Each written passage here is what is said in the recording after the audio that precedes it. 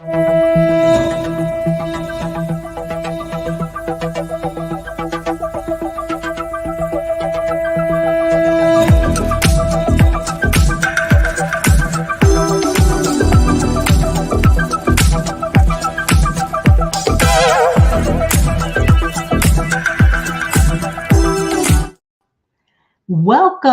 to Is Your Way in Your Way podcast. And I am your host, Cassandra Crawley Mayo. And for my listeners out there, this podcast is about my listeners who want to move forward in their lives, mitigate those self imposed barriers, in addition to those external barriers that's preventing you from living your best life. And we explore topics on personal and business development and self improvement.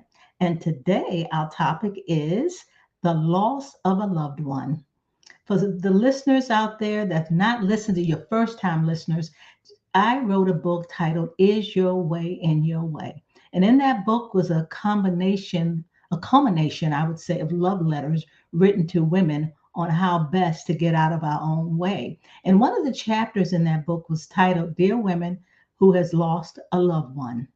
And when I wrote that, I was very hesitant. I put a lot of thought in, should I write that letter? Because just the idea of someone dying, could bring back memories. And who wants to hear about death? Who wants to hear about a loved one who has just maybe transitioned years ago and you still have that in your heart? Just the word passing, a loved one passing. Then I thought about it and I said, you know what? It has to be talked about. And the part that I'm talking about is death. Death is inevitable. We all have an hourglass. And in that glass, there's sand. And that sand trickles down to the bottom of the glass. We have no idea when all the sand is out of the top bubble and has all gone down to the bottom. We don't know. And also, just so you'll know, there is a statistics out there indicating in North America, the average age of death is 79 years old. Now, if I look at it from a global perspective, it's 70 year old for men. That's the average. And women, it's 73.4 years old. And like I said before, though, death is inevitable. So that's the average age, but that doesn't mean you won't die before or you won't die after. But I just wanted to give you a benchmark on what the life expectancy is. And in my chapter that I wrote about for those who've lost a loved one, I had a dear friend who was in the hospital years ago who had AIDS. And while I visited him quite a bit, but on one particular visit, he told me that he had a request that he would like for me to do for him. And I said, oh, sure, absolutely. What is that? He said, I would like for you to pray for me. And I was like, pray for you? Oh, no, pray? I'm like, oh, no. I've never been in this situation before. I've not even had anyone really close to me that perhaps is transitioning, and I don't know how. I said, but I have an idea. I have a very good friend who is what I would call a prayer warrior, and she could pray and I could bring her in. And he looked at me, he says, I don't want anybody else. I'm asking for you to please pray for me. And I'm like, I was just so nervous. I'm like, I just can't do that. I'm so sorry. And I left. I went home. When I went home, I was thinking about it. I couldn't get it off of my mind. And I said, it's just a wish that he had for me to just pray for him. So why can't I just do that? So I prayed about it and I went right back to the hospital later that evening. And when I went there, he was in ICU and he was unconscious. And I looked and I was just distraught. And one of the nurses came in and asked me what the problem was. And I told her that my friend just had one wish that he wanted from me. And now I'm here and he can't even hear me. And all he wanted me to do was pray for him. And she said, well, Cassandra, this is what I've understood, that hearing is the last thing that will go in a person. I'm like, really? So he can hear you. I'm like, really? So I went on, I held his hand and I was praying and crying and praying and crying. And then once I got done, I actually felt better. I felt better because I granted him something that he requested from me. And so I just felt better. So I went home and just felt a lot better that I did something. It was just a little wish. I mean, it wasn't anything gigantic that I couldn't do, but I was just afraid to do because I didn't really know how to do it, but I could at least try it. So I went on and did that. So the next day I called to see how he was doing to find out that he had transitioned. He had passed away. I was heartbroken. I was devastated. You're talking about grieving. I really grieve because he was the first person that I knew that I was close to, had a relationship with that had passed away. So it really touched my heart. And so I wanted to talk about that because my next question is, have you had a end of life conversation? Have you had any wishes that you would like before you pass away? Have you thought about it? Any of your loved ones, have you talked to them about it? Not only their wish, but your wish as well. I mean, that's important because how do you know? I mean, just think about it. You love them, right?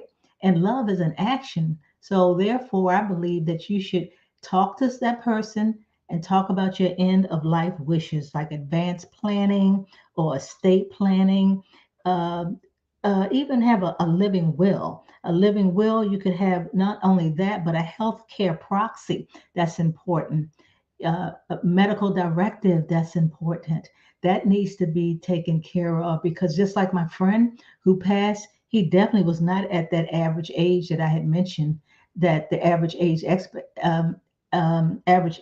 expectancy. So there are just certain things that you would want to know, and you would want for your end of life. Now, and they say that when you do that, it's kind of like you're treating that person like a whole person. You know, you get an understanding of what it is that they want, what their preferences are, who would they want allotted this, who would they want to be that make a decision on their health. All of that I think is very, very important. And so that's why I said they treat this like a core component, what they call a good death, that you've taken care of their wishes, and you could feel real good about it because, like I said, we're all going. We're all going one day, we just don't know when. And then when not only once you write your wishes, I mean, talk about your wishes, write them down. You have to write your wishes down because even if you did it in a will, then it can be found at the public records or the office of the register of wills can be found. But there are a lot of people that maybe just write it and talk about it, but they don't write it down. And then once they write it, they don't put it in a will. It's not a public record. It's not anywhere where somebody could find it. So once you write down what your wishes are, then make sure you let that person know where it is. And something my mom used to always say was, you're not the keeper of your mind. You don't know whether you're going to ever lose your mind or maybe you won't, but just in case, you need to talk to people about what your wishes are, the right person that you decided. Now I think about this.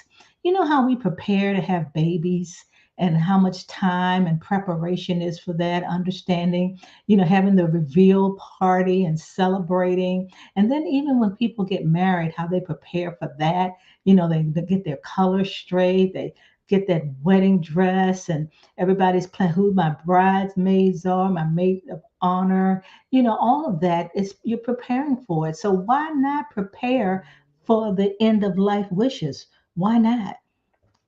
Also, what's also interesting to me is 90% people, now this is research from 2023, research says that 90% of people believe that identifying and talking to somebody about end of life wishes is important.